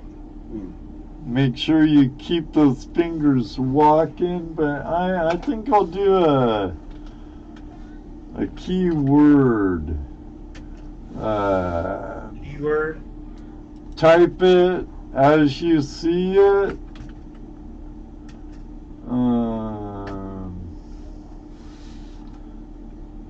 Well, doggone it, I didn't want to tag Jack Tucker. It keeps doing it. It keeps wanting to tag Gold Fever Adventure and Resorts. There. Hashtag gold. It is not case sensitive. Can I win it? So. Never mind. So definitely hop in. He said we could the first time. I'm in. I see Teresa's in, Spencer's in, English Gold Prospector, Dwayne Norvell, FLX. Dwayne, FLX. I better, Ed Marvin better like flashing your pins. Gold Pro Unlimited. Bradwell. I like gold. Well, how radical. You know, you put it in there 3 times, but you're only going to win once. Right. If you win. If you win. Monkey. All right, we're going to have a race for this one. Well, what? nothing. Yeah, that would have been a better one, huh? Gold porn. Gold porn. Oh well, yeah. Hey, if you didn't drive through fitting. Oklahoma City, if you drive through Oklahoma City, call us or email us, text us, whatever. Let us know ahead of time. We'll probably meet you for breakfast or lunch or something. Oh, cool. Mike, if we're in town. Yeah, next time I'm going through there, I want to take a tour of the Gold Cube factory. Mike's a great guy. Well, you're all invited. If you pass it through, let us know. If you want to get in on this hand dredge giveaway, make sure you type hashtag gold. You have 1 minute.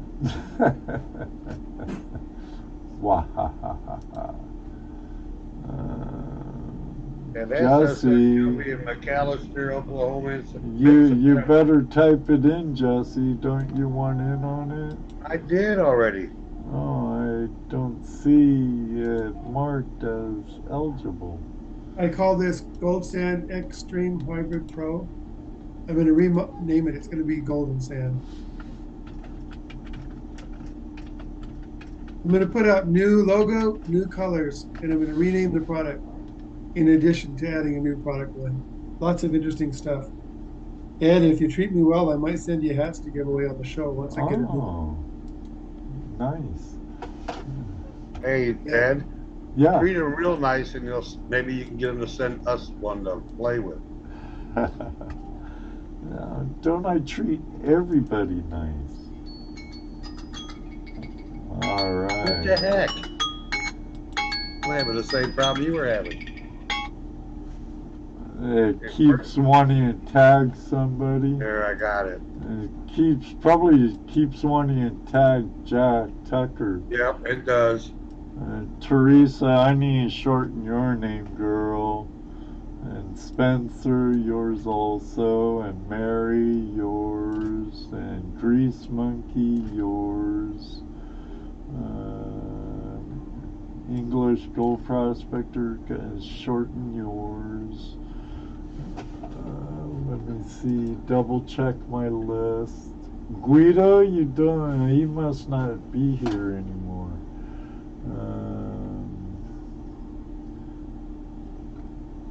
Okay, I think I don't have... You mean like Terry Curry says, Cat, put some orange on it so you don't forget it in the river. Yeah, I'm going to think about that. The problem with this is when you do anything that's not actually the plastic itself, then it just scrapes off like paint or whatever. Okay, I'm double checking Nightbot with what I have in what I have in the race. Let me see, I have Bigfoot Prospecting, Brad Welch, Brewers Prospecting, David Villa, Dwayne Norvell, Ed Marvin, English Gold, FLX, Detector Risk, GoPro Unlimited, Grease Monkey, JP's, Lonzo Moore, Marcy Collins, Jesse Mendez, Ohio Relic Hunter, Outdoor Wally, Spencer 17, Teresa, Terry Curry. I think I got them all. 19 eligible there. How many there? 18. Huh. Okay, who'd I miss? No. Don't think I missed anybody.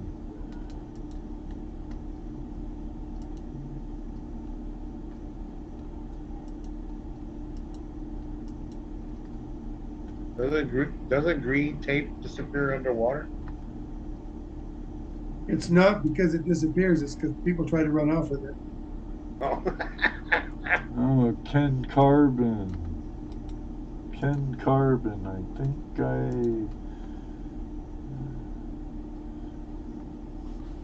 you look, new name? Welcome, Ken, just in time. Alright, let me share my screen so you all could see.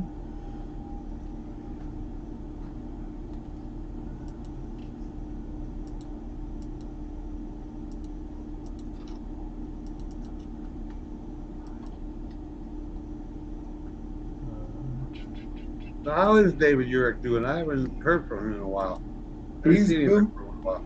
He's just banging around doing the thing he does. We saw him at the Gold Show in Pomona about 2 weekends ago. Oh yeah. Just rocking and rolling. Yep. Everybody was facing supply issues relative to their stuff, and I think he's had some magnet issues. There were certain parts of PVC and ABS I couldn't get. There were parts back ordered.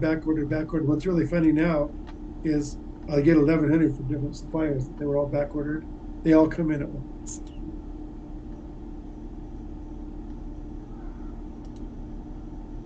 All right, you got the list, and I'm about ready to move it over so they could see it.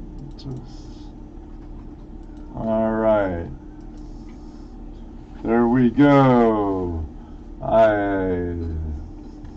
Again, we have Bigfoot Prospecting, Brad Walsh, Brewers Prospecting, David Villa, Dwayne, Ed, English Gold, LFLX, X, Detectorist, GoPro Unlimited, Grease Monkey, JP's Lawns and More, Marcy Collins, Jesse Mendez, Ohio Relic Hunter, Outdoor Wally, Spencer 17, Teresa, Terry Curry, Ken Corbin.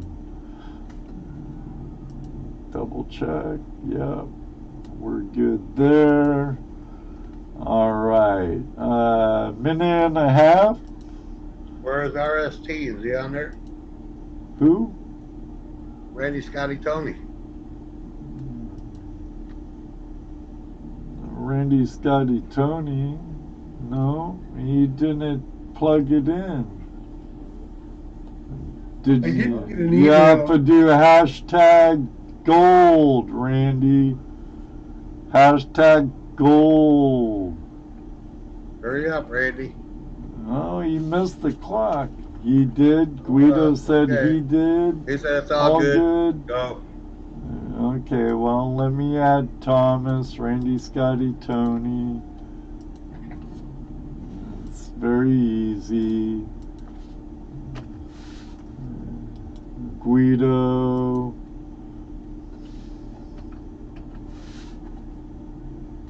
See, and you guys get to see all those. Randy, Scotty, Tony. I'll show you my night bot. Let's see, here's the other mess right here, and I can't read that. I can't copy and paste that fast. Jeez. Randy, Scotty, Tony, and Guido said he did also. Okay, all right. I'm seeing more eligibles. All right. A minute and 30 seconds. What are we racing tonight? We're racing monsters. Looks like we have monsters from running in amok in New York City, from Ghostbusters, because there's the Michelin. Marshmallow Man. Yeah. Any predictions? I predict that the one in the middle, with the monkey-looking thing. One in the middle with the monkey. Right, yeah. Wonder The monkey who that looking is. thing. Okay, must be this guy right here. Oh, my marker won't work. That guy right there. The one that's right there. I predict him. Okay. Let's see if Cash is right. Was that the abominable snowman? Must be. It's the only one. Yeah. One for the money. Grape Ape, Ohio Relic Hunters. 2 for the show. And give us a countdown, Cash. When I say one, okay? 3, 2, 1, go. Yeah. 3, 2, 1, go again. Help find out. Teresa is in the lead at the moment. Guido took over the lead. Terry Curry's steady and holding strong for now. Look, there's a monkey running fast. Hell, I'm going backwards. It's a monkey neck and neck. Big apes. What's that Big ape up on alien the dude? There I come. It's Tom. Brad Walsh is hanging in there pretty well. The monster with the long arms is going to reach out and win by a finger. Brewers Prospecting took the lead.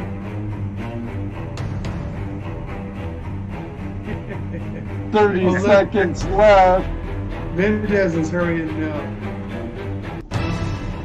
Oh, Terry Curry on the Teresa outside. and Terry Curry's going at it hard. The rest is right behind him. Oh, Ohio Relic Hunters pooping out. 10 seconds left. Oh, is here it gonna comes be Teresa. Teresa? Look at Jesse Mendez. Someone trip him. Go. Trip him. Trip him. I can see the chat room now. I Would I can see win? the chat room now. Would I win? All right. First place, Jesse Mendez. Oh, look, I was in second. Oh, and you were in Ken second. Carbon was in third. Congratulations, Jesse. I can't say it was rigged. So, It's not his. It's mine. hear that, Jesse? You don't have bad shoulders.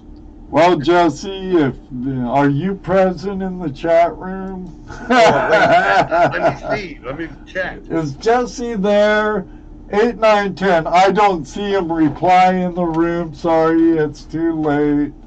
No, I already tapped it in before. Just slow. Oh, I just saw it. Too late. No, I'm gonna destroy you. Congratulations, Jesse. Thank you for allowing us to be in there, Cash. Yes, sir. That's what. Hey, it's good to see. I didn't get an email from the first person who won the sniper. Mary, make sure to.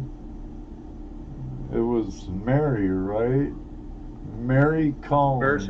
Mercy Collins. Mercy? Yes, Mercy Collins. Make sure I get that address. Send it to me if she needs the address, or if she needs goldensand.com. You send a memo to me there. It'll get to my cell phone. So track me down. And the same thing you too, Jesse. Just send me the address to send that to. Yeah, we'll do that after the show before you hang up. Okay. How long's the show going? We're in overtime. 2 hours flies by when you're having fun. Yes. So good night. Take it easy. No. You're more than welcome, Marcy. Thank you, Cash. Yes, it was a pleasure sitting here talking to you and listening to what you got to say. Well, we'll do it again sometime. Sure. When I'm ready to introduce these products, I'll show them off and do some giveaways. Oh, So the there minute you go. you hear I'm announcing these new products, sign me up. When you're ready, let us know. Let us know and we'll schedule you in. No, y'all got to follow me. Yeah, I'll do that. I'll make sure you do. And we'll definitely get you on again, Cash. Enjoyed it. It's been really informative, and Jesse probably liked it because you were a really good talker. You know. Yes. Hey, well, there's much more to be said. Yeah, thank you. Y'all go out and get gold. And remember, it goes to the bottom of the hole. Yep. Also That's right. remember that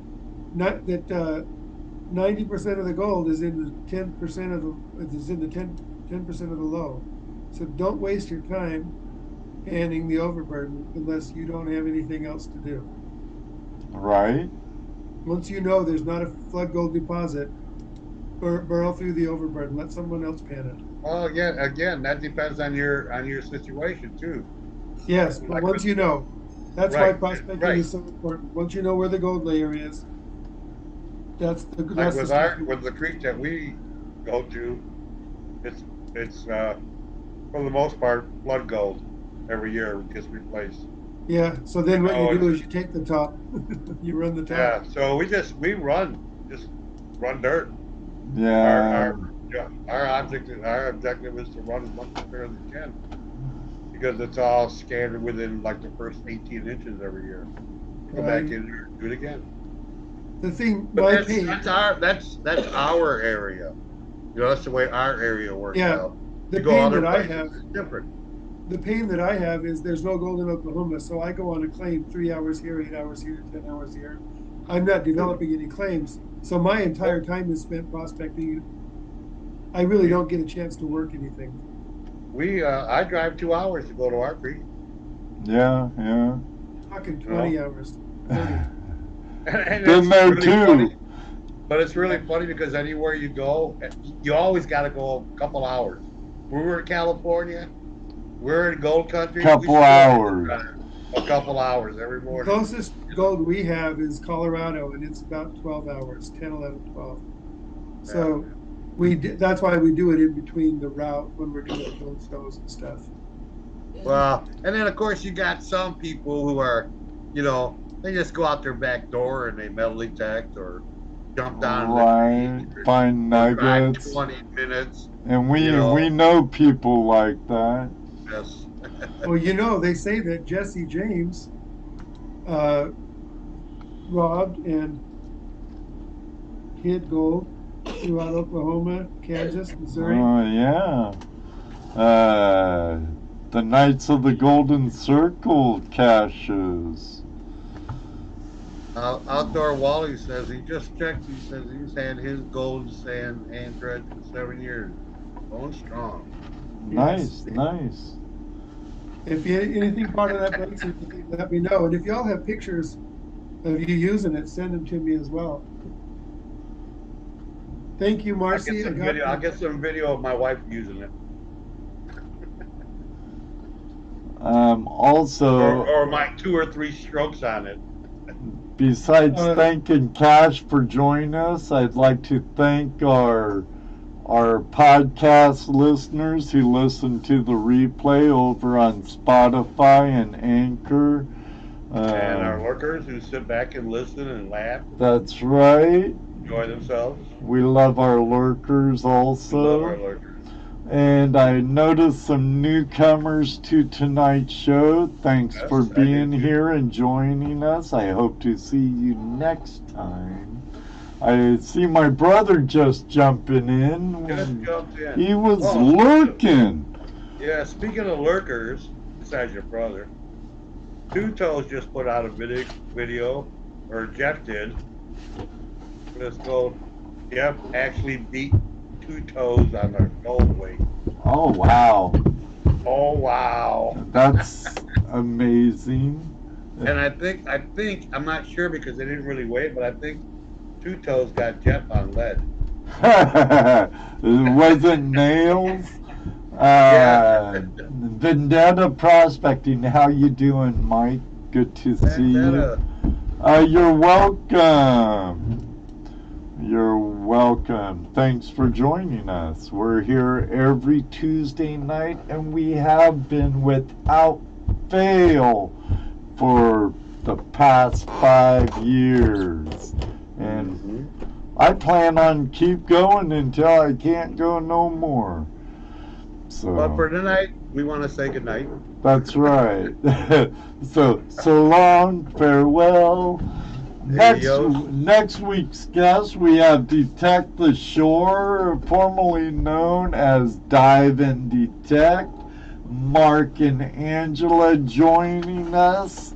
That should be a really good show, and I'll make sure to tell them to have the treasure porn ready, because we're all gold addicts and treasure porn aholics.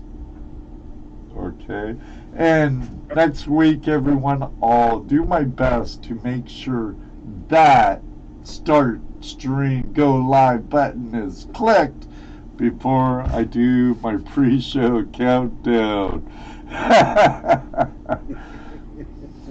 All right, everybody, thanks again for joining us. Until next time, may you always have a flash in your pen. You know what he's going to say next. That's right, because it does happen. Ask Cash. Ask JP's Lawns and More. Two Toes or Smith's Gold. Maybe Not one day necessarily at the too. river. Yeah, not sometimes in Menards or the Crater of Diamonds. Maybe one day gold too. shows. Or gold shows. We'll meet you somewhere. Until next time, for now, we're out of here. Gee whiz, Ed. Bye, y'all. Good night, everybody. Have a good night, Bigfoot. Good FLA. seeing you. That's right, Matt. Somewhere it does happen. Spencer C 17. Randy, Scotty, Tony. Later, guys. Later, buddy. EPU. See ya. FLX. Peace. Ringo, you missed it. There you did. Thomas. Mr. Folks, thanks for stopping by tonight. That's right. Thomas 907. Hope all's well up in 8K. Yes. Dennis Hendricks. Good night, buddy. Brewers Prospecting. Good night. Mr. Lodak, we're special moderator. Get better, buddy. In the world. Glad you're feeling better.